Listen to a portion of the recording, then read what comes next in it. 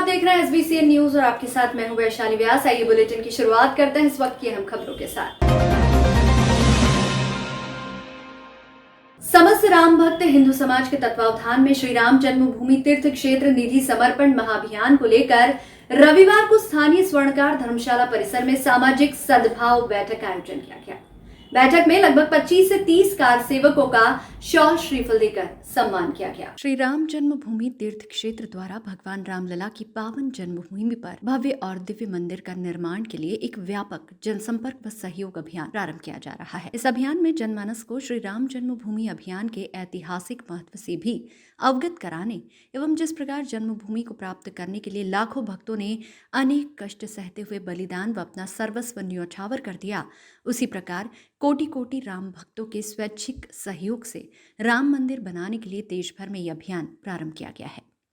प्रेम कुशवाहा, श्री राम जन्मभूमि तीर्थ क्षेत्र जिला संयोजक ने SBCN न्यूज को जानकारी देते हुए बताया कि इसी कड़ी में नीमच नगर के सर्व समाज प्रमुखों की एक वृहद बैठक आयोजित की गई, जिसमें श्याम शर्मा बजरंग दल पूर्व जिला संयोजक, अनिल जैन जिला संघ चालक मंचासीन थे एवं मुख्य वक्ता गोपाल देराड़ी संघ प्रचारक महाअभियान के प्रांत संयोजक द्वारा बताया गया कि किस प्रकार श्री राम मंदिर निर्माण के लिए प्रयास किए गए।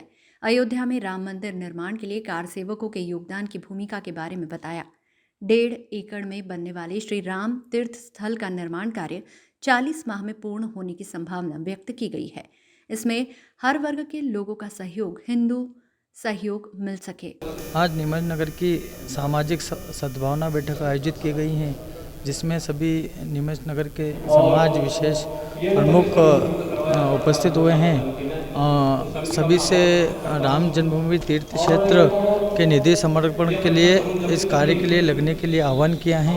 और जो भव्य मंदिर भगवान राम का मंदिर बन रहा है, वो भारत के पुनर्स्थापना हो रही है, अपितु वो एक मंदिर नहीं, एक तीर्थ क्षेत्र है जो पूरे विश्व को मार्गदर्शित करेगा। जो भव्य तीर्थ क्षेत्र बन रहा है, उसकी लगभग 1.5 एकड़ भूमि में ये भव्य मंदिर बन रहा है, जिसकी लंबाई है 360 फीट और जिसकी चौड़ाई है 235 फीट, जिसकी ऊंचाई 161 फीट है। इस मंदिर में जो शिखर होंगे वो 5 शिखर का यह मंदिर होगा। मंदिर 3 तल का होगा और इस मंदिर में पुस्तकालय, भोजनालय और धर्मशाला और यज्ञशाला, इतने सारे इस मंदिर में मंदिर का निर्माण कब से शुरू होने जा रहा है? मंदिर का निर्माण लगभग 40 महीने में निर्माण पूर्ण हो जाएगा और निर्माण चालू हो चुका है। और सभी का समर्पण हो, प्रत्येक हिंदू का समर्पण मंदिर को हो, इसलिए विश्व हिंदू परिषद और श्री राम जन्मभूमि तीर्थ क्षेत्र के सभी लोग लगे हुए हैं। प्रत्येक हिंदू, महल में रहने वाला हिंदू और झोपड़ी में रहने वाला हिंदू भी इसमें अपनी आहुति दे, समर्पण करे, ऐसा उद्देश्य है। नीमच शहर के प्रत्येक वार्डों से घर घर से कचरा संग्रहण करने कचरा वाहन को लेकर नगर पालिका द्वारा एक नई कार्य योजना तैयार की जा रही है। शहर के प्रत्येक वार्डों में चलने वाले कचरा वाहन पर अब संबंधित क्षेत्र के साथ ही वाहन चालक के नाम और मोबाइल नंबर अंकित होंगे। पुरानी नगर पालिका में नगर पालिका के जिम्मेदारों द्वारा पेंटर से कचरा वाहनों पर नाम और एरिया लिखने का कार्य करवाया जा रहा है। अब कोई भी वाहन चालक कचरा वाहन को अन्य दूसरे क्षेत्र में नहीं ले जा सकेंगे। इसके साथ ही अगर कचरा वाहन क्षेत्र में समय पर नहीं पहुंचता है तो रहवासी उक्त नंबर पर फोन लगाकर चालक से संपर्क कर सकते हैं। गाड़ियों पर कौन सी गाड़ी कौन से रूट पर जाती है, पब्लिक की जानकारी में आना चाहिए और कौन ड्राइवर चलाता है, उस ड्राइवर का मोबाइल नंबर और नाम रहेगा, ताकि सभी को पता रहेगा कि गाड़ी हमारे घर के सामने आई है, नहीं आई तो उस कॉल पे ड्राइवर को फ़ोन करेगा तो गाड़ी आके कचरा कलेक्ट करेगी।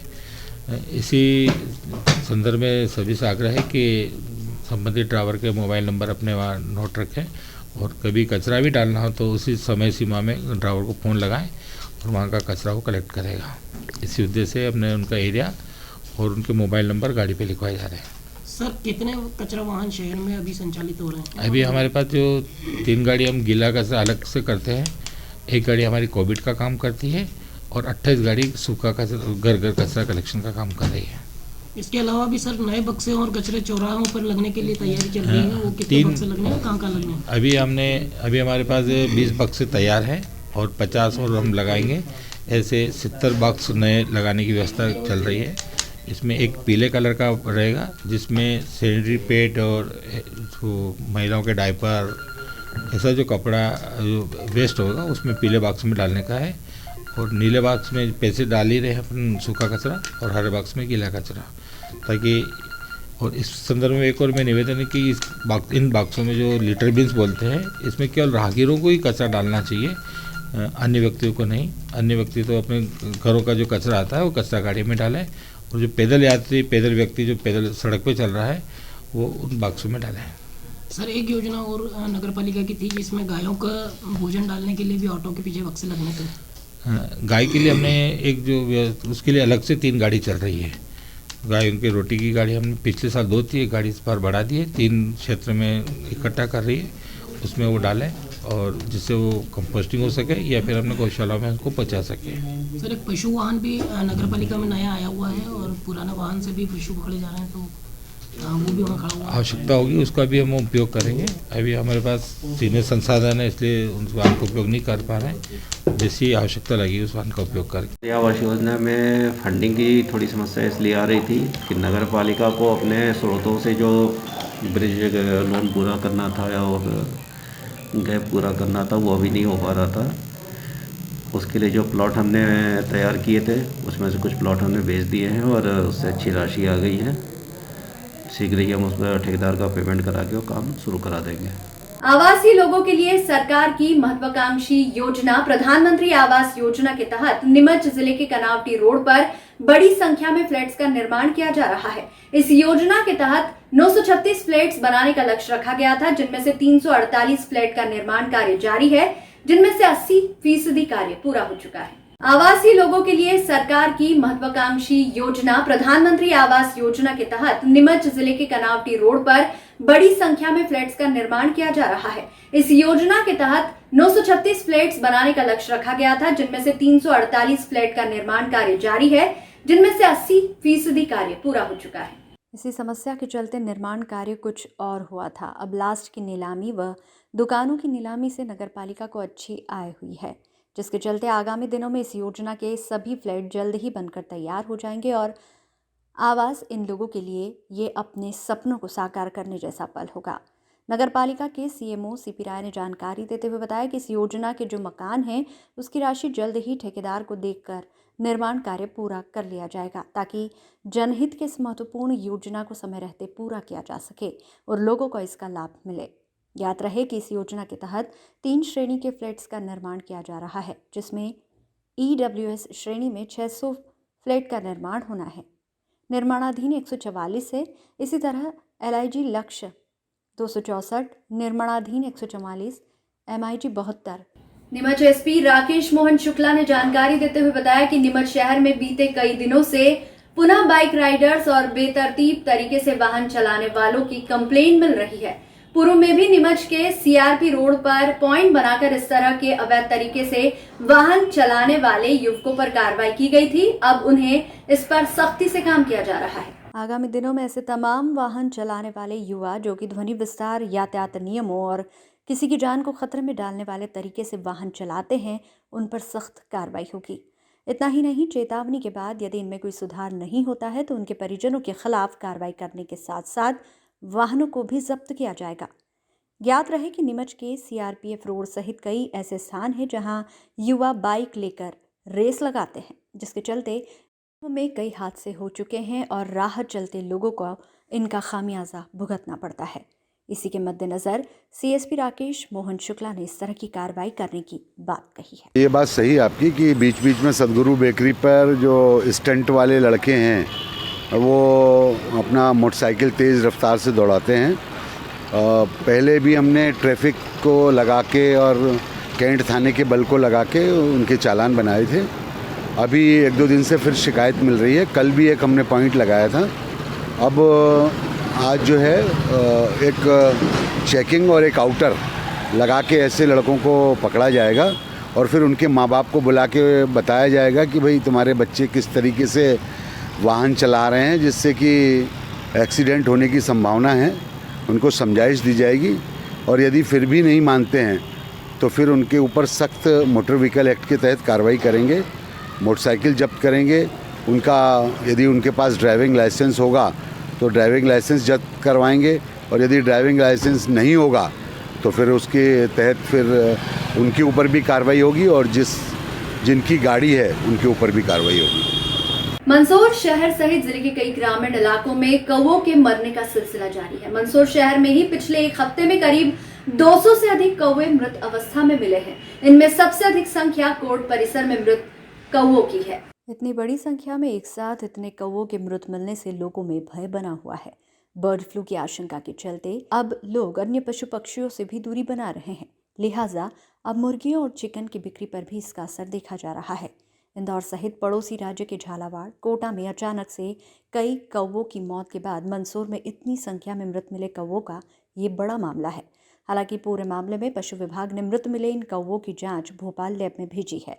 जांच रिपोर्ट आने के बाद ही कौवों की रहस्यमय रूप से हो रही मौत का खुलासा हो पाएगा। फिलहाल वन विभाग और पशु विभाग जिले के विभिन्न इलाकों में कौवों की मौत पर नजर बनाए हुए हैं। मंदसौर शहर में लगातार कौवों की मौत हो रही है और कोर्ट परिसर में 180 से अधिक कौवों की मौत हो चुकी है और लगातार इनकी संख्या बढ़ती जा रही है। और मैंने संबंधित पशु विभाग और फॉरेस्ट विभाग को भी सूचना के माध्यम से उन्हें बताया है और वे भी लोग आए थे और उन्होंने भी सैंपल लेके गए हैं और सैंपल लेके लेबोरेटरी पहुंचाया गया कि वहाँ उनकी जांच हो और लगातार मेरी टीम के माध्यम से उनका अंतिम संस्कार किया गया है। लगातार मंदसौर शहर में 50 किलोमीटर के दायरे में कौवे कहीं पे भी नहीं है। ये कौवे कोर्ट परिसर में ही अपना दाना पानी करते हैं और यहीं विश्राम करते हैं। लगातार ऐसी घटना हो रही है। कहीं ना कहीं हमें भी मन में संकोच था कि ये ठंड के कारण मर रहे होंगे या भूख के कारण मर रहे होंगे, पर लगातार अब पता चलने में आया है कि झालावाड़ वगैरह इधर राजस्थान में कौवों की मौत का कारण ये बर्ड फ्लू करके एक बीमारी है जो फैल रही है इनमें, तो उस कारण से इनकी मृत्यु हो रही है। इसमें मैं खुद भी कोर्ट परिसर में गया हूँ और वहाँ से जो मृत कौवे थे उनको हमने कलेक्ट करके भोपाल में हाई सिक्योरिटी लैब के लिए स्टेट DI लैब में प्रेषित अभी कर दिया है। और रिपोर्ट आने के बाद में यहाँ अपन कंफर्म बता सकते हैं कि एक्चुअल किस बीमारी से इनकी मौत हुई है। और इस संबंध में हमने फॉरेस्ट वालों को भी सूचित कर दिया है, क्योंकि ये वाइल्ड लाइफ से संबंधित है कौवों का मामला। और इसमें हम लोग पूरे प्रिकॉशन ले रहे हैं कि आसपास के जो भी यदि पोल्ट्री फार्म है वहाँ पे भी हमारी सर्चिंग इसमें चल रही है कि कहीं कोई ऐसी बीमारी तो नहीं आ रही है। नीमच विद्युत विभाग द्वारा धनेरिया कला फीडर के अंदर आने वाले 5 सब स्टेशनों में हो रही लंबे समय से वोल्टेज की समस्या का समाधान करने के लिए नए फीडर झांझरवाड़ा में आधे लोग को शिफ्ट कर दिया गया है। दरअसल नए फीडर झांझरवाड़ा में 10,000 के करीब कनेक्शनों को शिफ्ट किया गया है। इसके कारण धनेरिया कला क्षेत्र के अंतर्गत आने वाले सभी ग्रामीण क्षेत्रों में 5 सब स्टेशनों पर लोड कम हो जाने से ग्रामीण क्षेत्र के लोगों की वोल्टेज की समस्या का समाधान हो गया है। इस आशय की जानकारी देते हुए अधीक्षण यंत्री MPB RK नायर ने बताया कि अब ग्रामीण क्षेत्र में धनेरिया कला फीडर में लोड कम होने से वोल्टेज की समस्या का समाधान हो गया है और विद्युत प्रदाय भी निरंतर और सुव्यवस्थित तरह से चल रही है। इससे ट्रांसफार्मरों पर भी लोड कम हुआ है। वर्तमान में धनेरिया फीडर में 5 सब स्टेशन आते हैं, जिनके कारण उस फीडर पे काफ़ी लोड चल रहा था। अभी झांझरवाड़ा एक नया फीडर हमारे द्वारा चालू किया गया है। उसके कारण जो धनेरिया की जो वोल्टेज की समस्या थी और जो अधिक भार की समस्या थी वो दोनों हमारी सॉल्व हो चुकी है। अब धनेरिया फीडर का जो आधा लोड है, अभी वर्तमान में 300 एम्पीयर लोड चल रहा था, तो आधा लोड जो है वो झांझरवाड़ा फीडर का हमने डाल दिया। इससे इस जो फीडर में जो उपभोक्ता है लगभग 10,000 उपभोक्ता है जो कृषि के, उनको वोल्टेज की समस्या दूर हुई। सैनी समाज के द्वारा नीमच शहर में बड़े ही धूमधाम से सावित्रीबाई फूले की जयंती मनाई गई। 109वीं जयंती के अवसर पर समाजजनों ने सावित्रीबाई फूले को याद करते हुए उनके चित्र पर माल्यार्पण किया। नीमच के सब्जी मंडी में सैनी समाज के वरिष्ठ जनों की मौजूदगी में सावित्री देवी फूले की प्रतिमा पर पुष्पमाला अर्पित कर उन्हें याद किया गया व उनके बताए मार्ग पर चलने का संकल्प लिया। उन्हें देश का पहला शिक्षक बताया। इस अवसर पर फूलमाली समाज, सैनी समाज के युवा, वरिष्ठ जन, महिलाएं बड़ी संख्या में मौजूद रहे। आज माँ सावित्रीबाई फुले की जन्म जयंती है और बड़े उत्साहपूर्वक से नवयुग मंडल एवं सैनी समाज मना रहा है। ये मंदसौर ज़िले में तीसरे नंबर मतलब मूर्ति है, बाकी और कहीं नहीं है ऐसी मंदसौर ज़िले में। पहली पिपलिया मंडी में थी, उसके बाद नीमच में हुई और उसके बाद शायद मेरे ख्याल से ताल में है, ऐसा कुछ है। उसमें माँ सावित्रीबाई फुले सर्वप्रथम महिला थी जिसने कि पढ़ाई के लिए बहुत ध्यान दिया और जोर दिया। अपने सभी समाज जनों से भी उन्होंने दुश्मनी मोल लेकर के, और उसके बाद में बहुत मुश्किल से ये सब इस व्यायाम को आगे चलाया है। सावित्रीबाई फुले ने जो महत्वपूर्ण काम किए हैं वो सबसे पहले पढ़ाई का, यही एक शिक्षित महिला थी जिसने कि ये काम किया है। और माँ सावित्रीबाई फुले की जन्म जयंती हमेशा मनाते रहेंगे। इन्हीं की उससे आज समाज शिक्षित हुआ है, बेरोजगार सब इसी से शिक्षित होकर के और कमाने खाने लायक हुए हैं। ये माँ सावित्रीबाई फुले की देन है। सर, आज कौन सी जयंती यहाँ पर मनाई जा रही है? सावित्रीबाई फुले की नहीं, सावित्रीबाई फुले की जन्म जयंती है। लेकिन सावित्रीबाई फुले की जयंती के अवसर पर फूलमाली समाज नीमच सिटी द्वारा बड़े ही धूमधाम से जयंती मनाई गई। इस अवसर पर नीमच सिटी रोड स्थित सावरिया सेठ मंदिर पर मां सावित्रीबाई फुले के चित्र पर माल्यार्पण कर उन्हें याद किया गया। 109वीं जयंती के अवसर पर श्री माली समाज के युवाओं ने उन्हें याद कर समाज व देश में शिक्षा के क्षेत्र में दिए योगदान और शिक्षा के महत्व को जन जन तक पहुंचाने का कार्य सावित्रीबाई फुले द्वारा किया गया। इसको याद किया गया व समाज के सभी युवाओं और आने वाली पीढ़ी को बेहतर से बेहतर शिक्षा मिले और बेहतर से बेहतर शिक्षा ले, इसका भी संकल्प उनकी इस जयंती पर समाजजनों ने लिया। कार्यक्रम में बड़ी संख्या में युवा, बच्चे और महिलाएं मौजूद रहे। आज श्री सावरिया सेठ मंदिर पर फुलेरिया माली समाज नवयुग मंडल द्वारा माँ सावित्रीबाई राष्ट्र की प्रथम महिला शिक्षिका की जयंती 190वीं जयंती मनाई गई। सभी वरिष्ठ जन एवं नवयुग मंडल के हमारे मित्र, सभी साथीगणों ने सावित्रीबाई माँ फुले के चित्र पर माल्यार्पण कर और मिठाई वितरित कर आज इनकी जयंती बड़ी खुशी के साथ मनाई गई है। और समाज में सावित्रीबाई फुले की अगर बात करें तो सावित्रीबाई फुले ने समाज की कुरीतियों में अनेक क्रांतिकारी महान महिलाएं रही हैं। इन्होंने समाज में अलग ही शिक्षा के माध्यम से या समाज को सुधारने में अनेक कार्य किए हैं। ऐसी पहली महिला शिक्षिका है जिन्होंने गरीब परिवार से होते हुए, इनकी कम उम्र में शादी हुई थी महिला की 1840 में ईस्वी में शादी हुई थी महात्मा ज्योतिबा फुले से। तो महात्मा ज्योतिबा फुले से इन्होंने शिक्षा प्राप्त करी थी। उसके बाद इन्होंने स्वयं शिक्षा प्राप्त करके महिलाओं को शिक्षित करने का कार्य किया है, अनेक वर्गों को शिक्षा प्रदान की है। आज यहाँ पर जो कार्यक्रम हुए हैं उसमें कोरोना गाइडलाइन का कितना पालन हुआ है? यहाँ पर एक भी व्यक्ति मास्क में नहीं देखा गया, नहीं सोशल डिस्टेंसिंग का पालन हुआ, तो कहना चाहिए कोरोना का तो नियम का पालन करना चाहिए शासन के अनुसार। बाकी ये थोड़ी सी भूल हुई है इसमें कि सभी ने उत्साहवर्धन के साथ में कोरोना का पालन नहीं किया है, इसके लिए हम बिल्कुल क्षमा प्रार्थी हैं। मंदसौर में बढ़ती ठंड को देखते हुए सोशल मीडिया पर डली पोस्ट के बाद कई लोगों ने जरूरतमंद लोगों के चेहरे पर खुशी ला दी। दरअसल ठंड से ठिठुरते लोगों के लिए कपड़े इकट्ठे करने के लिए शहर के युवा पत्रकार कमलेश गड़िया ने एक पोस्ट फेसबुक और व्हाट्सएप पर शेयर की, जिसके बाद कई लोगों ने अपने पुराने गर्म कपड़े एकत्रित किए व गांधी चौराहे पर देना बैंक के नीचे बनी नेकी की दीवार पर रख दिए। आज भी आनंदक परिवार से जुड़ी श्रीमती वीणा सिंह, योगेंद्र सिंह, अंजुम शाह, कमलेश गड़िया, अनूप परमार और हाल ही में महज 4 साल की उम्र में मंदसौर का नाम रोशन करने वाले ओसवाल ने भी कपड़े एकत्रित कर नेकी की दीवार पर रखे। मौके पर मौजूद जरूरतमंद लोगों ने कपड़े लिए व टीम को धन्यवाद दिया। टीम के लोगों का उद्देश्य है कि शहर के लोग न पहन पाने वाले कपड़ों को वहां रखें ताकि ज़रूरतमंद को इस ठंड में परेशानी ना हो। देखिए, सभी जानते हैं कि ठंड चल रही है और इस ठंड में जो लोग बेघर है, जो निर्धन है, भिक्षावृत्ति करने वाले लोग हैं, तो उनके पास पहनने के लिए कई बार कपड़े नहीं होते हैं जो गर्म कपड़े होते हैं, और हम अमूमन जानते हैं कि कई घरों में ऐसे कपड़े होते हैं जो लोग पहन नहीं पाते और ऐसे ही पड़े रहते हैं। तो हम लोगों ने एक सोशल मीडिया पर आनंद संस्थान के ज़रिए एक अभियान चलाया था, एक पोस्ट डाली थी, जिसके बाद हम लोगों ने कई जगहों से कपड़े इकट्ठे करे और यहाँ पे रखे। लगातार ये अभियान चल रहा है। आज हम लोगों ने 4-5 लोगों से भी कपड़े इकट्ठे किए और यहाँ पे भी रखे हैं। हम लोगों से भी यही अपील कर रहे हैं कि जो पड़े हैं वो यूज़ नहीं आ रहे हैं, यहाँ रखेंगे तो किसी गरीब के काम आएंगे, जो इस ठंड में वो पहन पाएंगे, वो इस ठंड से बच पाएंगे। कौन से संगठन के बैनर तले रखेंगे? आनंद संस्थान के बैनर तले, और सोशल मीडिया पे हम कुछ लोगों ने एक्टिविटी के ज़रिए काम किया। मैं doctor Veena Singh, government PG college Mandsaur में असिस्टेंट प्रोफेसर।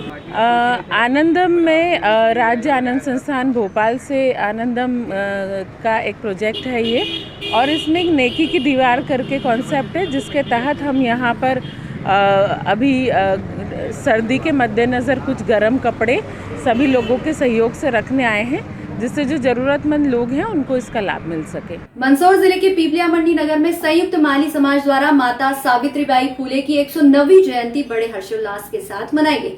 टीलाखेड़ा बालाजी ज्योतिबा फूले चौराहे पर समाजजनों द्वारा ज्योतिबा फूले और माता सावित्री जी के चित्र पर माल्यार्पण कर नगर में एक भव्य विशाल रैली निकाली गई।